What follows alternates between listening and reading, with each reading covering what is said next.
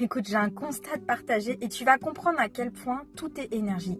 Et ça n'a rien à voir au montant de ton compte en banque.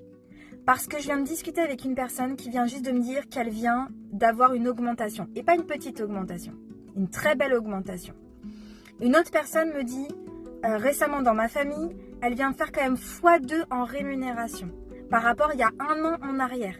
Je veux dire, le gars, il gagne 2 fois plus que l'année dernière. Ok.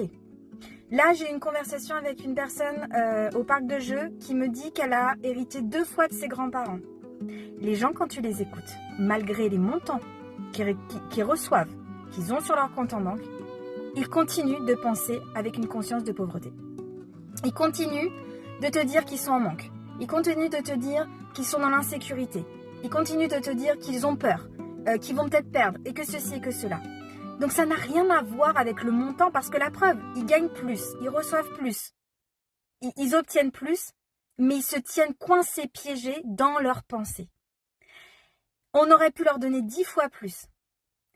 Dans tous les cas, la fréquence, l'énergie dans laquelle ils sont avec leurs pensées, les ramèneront toujours dans une conscience de pauvreté. Donc en fait, ça n'a rien à voir avec le montant.